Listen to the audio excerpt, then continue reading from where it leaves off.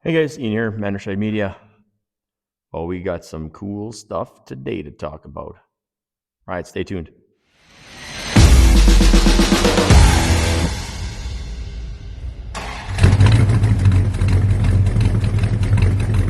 Everyone, welcome back, Manderside Media. Oh, we got some cool stuff here today, like I mentioned in the intro. The appraisals keep coming in hot here, so I want to make sure that this customer gets a huge shout out. Not only does he want appraisals, but he's ready to get on the YouTube channel with us with his cars. So here we go. Let's talk about what we got here.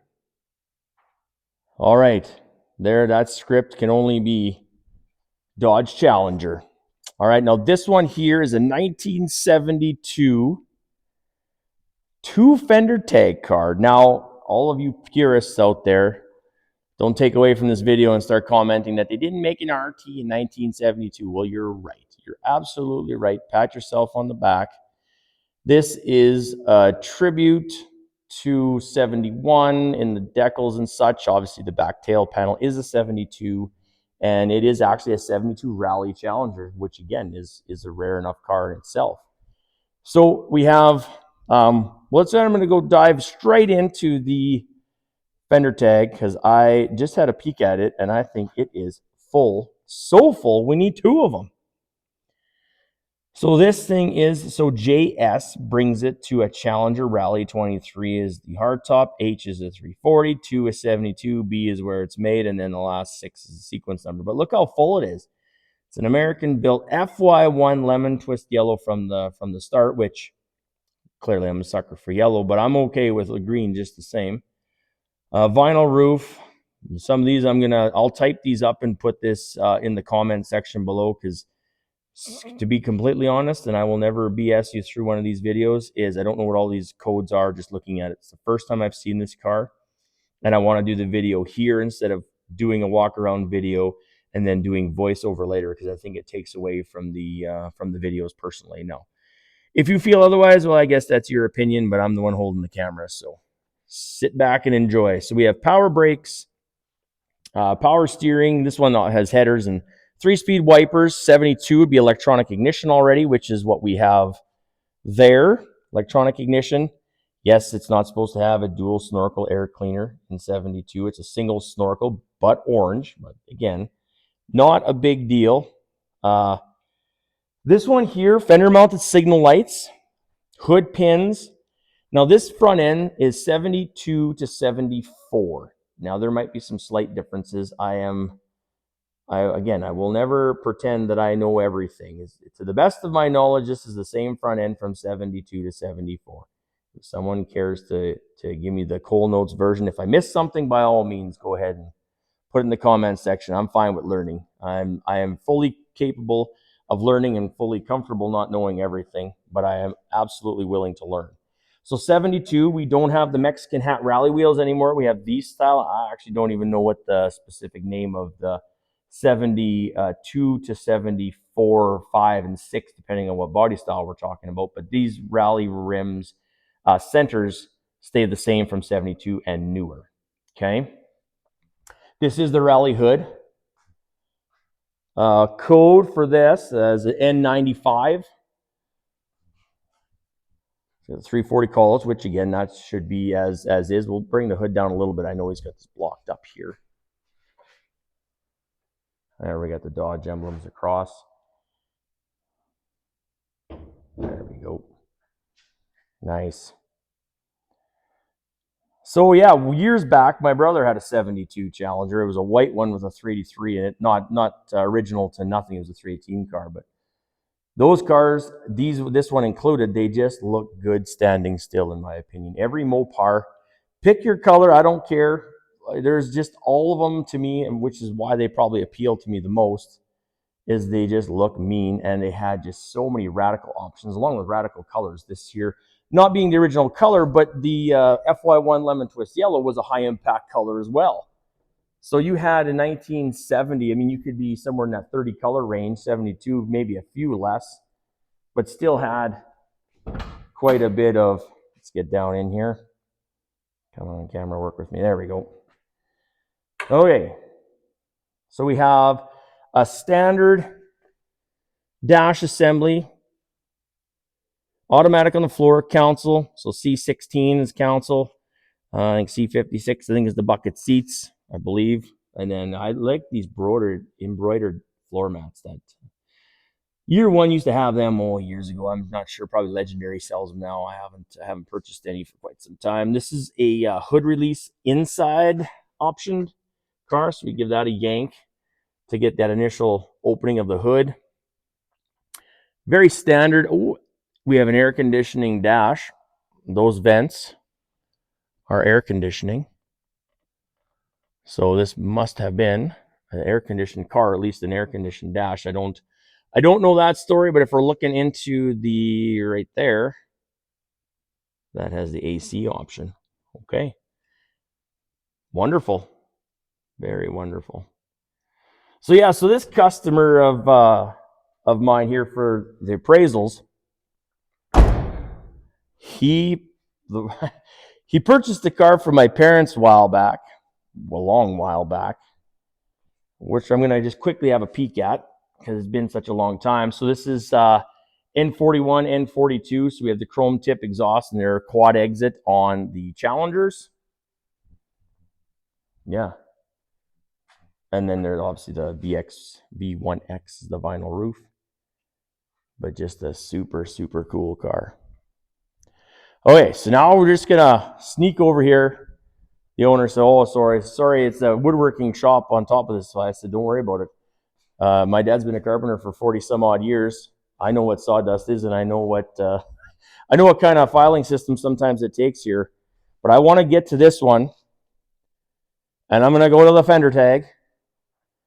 And this is what put this all together years ago. This is a 1972 Roadrunner 404-speed air grabber car, non-tip, buckets, no console, so C12, Canadian export car, GA4,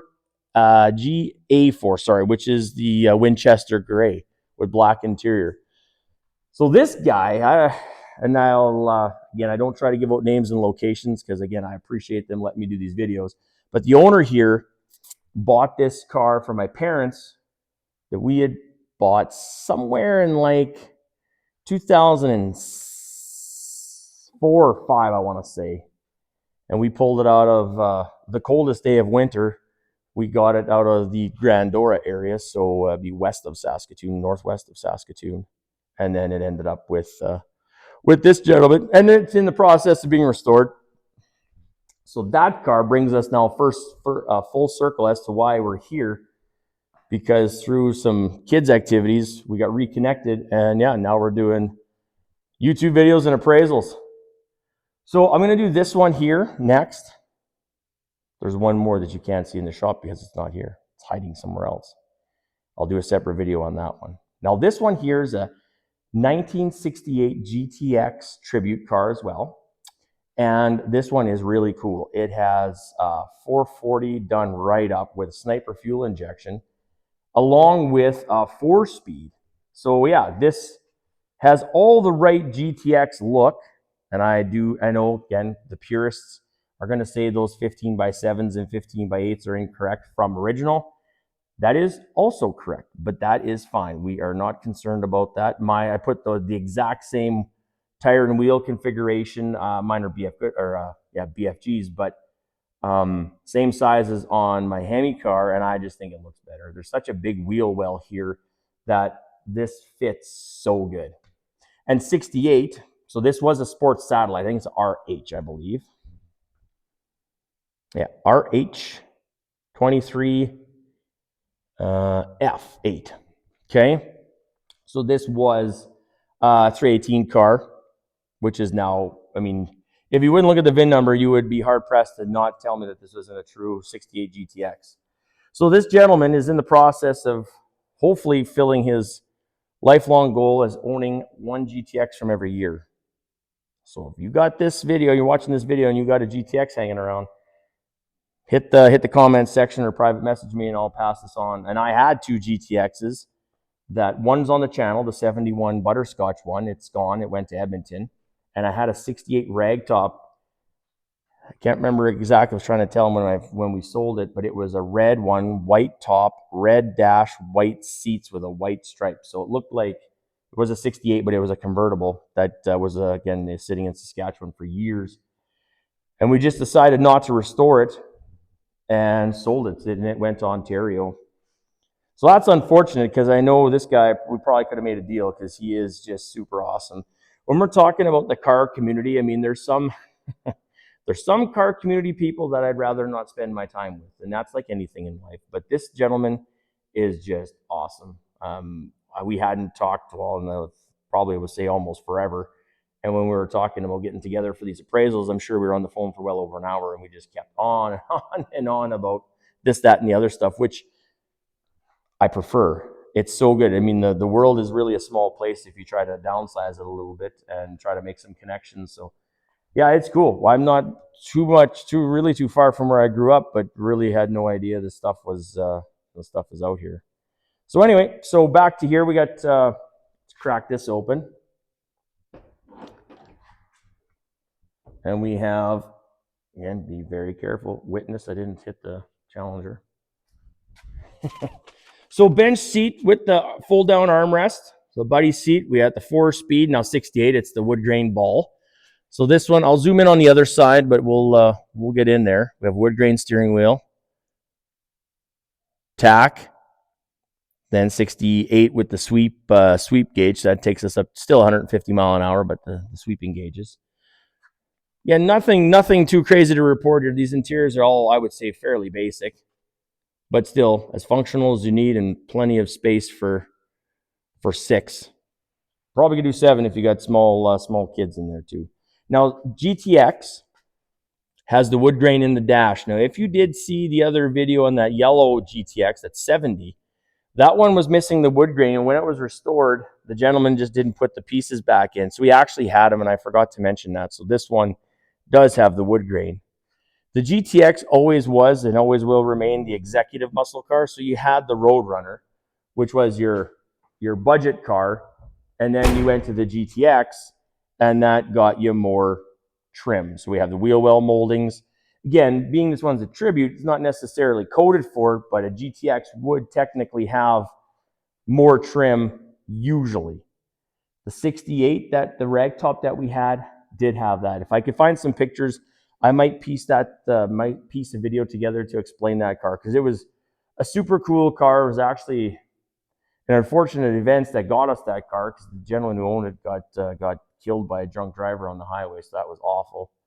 But that car was super cool, but it needed a restoration. And anybody who's restored a vehicle or in the process of restoring a vehicle, there's nothing cheap about it, and there's nothing that's, let's say, untime consuming about it. So it takes time, it takes money, it takes effort, it takes an understanding of what goes on here. So let's crack the hood. All right. So there is our 440 sitting in here. It's got aftermarket ignition, looks like an MSD or something similar, billet.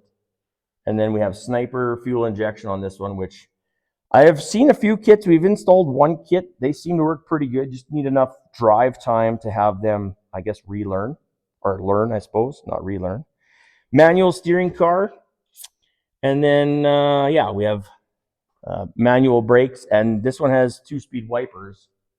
I think the Challenger has 3-speed wipers. Yeah, you can tell by the motor there that protrudes out. That's a 2-speed, which, again, I'm just pointing it out. We have high performance exhaust manifolds. I mean, this looks, said, if you wouldn't look at the VIN number, this isn't 100% looks like GTX. It's got even the right marking on the valve cover. Yeah, I mean, this is awesome. So dual exhaust, of course. This one has the chrome tips on it. Just as what I expected to see. This thing is super. So now 68 only.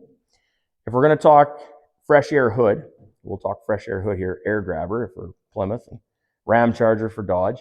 In 68, it wasn't an option. You could not get the air grabber option in 68. Now in 69, it was basically the same hood, but there's a little bit different structure here. And then there was a plastic piece that went across here, and it sealed to the air cleaner below. And inside you had a cable that you just pulled. It was a red kind of a tang, and it said air grab or fresh air or air grabber on it, depending on what we're talking about. And that would open up the grates on top of the hood right here.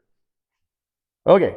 All right, we're back. Sorry, I had a little communication here with the Steadicam. Now this area here on the hood where it says 440, this would all look very similar in 69, but it's a little bit taller, and it would have screens on top that would be open or closed that are driven by the cable down below in the interior. So this in 68, they don't have that. So this hood is specific to 68 along with these inserts. If we're talking 69, even if it didn't have an air grabber or a ram charger hood, it had aluminum fins in there that made it look like it had it. And then I think if it had the air grabber, it'd be like a honeycomb look on top. But without looking and kind of at a first glance, it'd be maybe hard to tell. I mean, obviously the purists probably could pick it out, but even myself, this is 68 only, which again is super cool. It's just that 1 year stuff.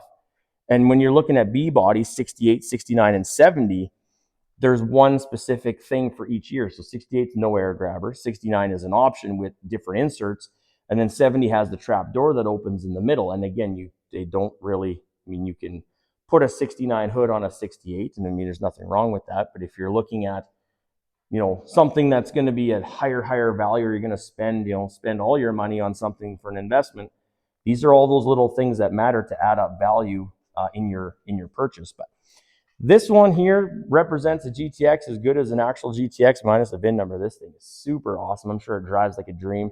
And like I said, these wheel wells fill up so nice with these big wheels. That's the same size as, like I said, I have on my Hemi car. So the B bodies just need big tire because they got such a big wheel well. So anyway, that's what we got. So the twins, not twins, but a pair, we'll call it a pair.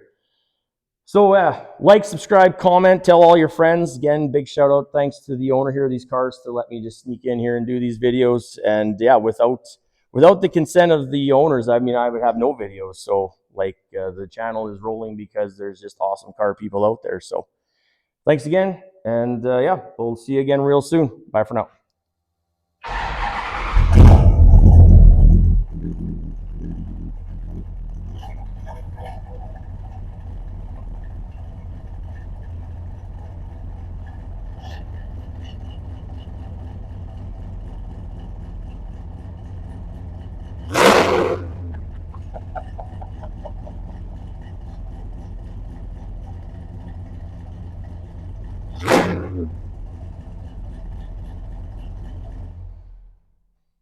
If that doesn't make you smile, nothing will.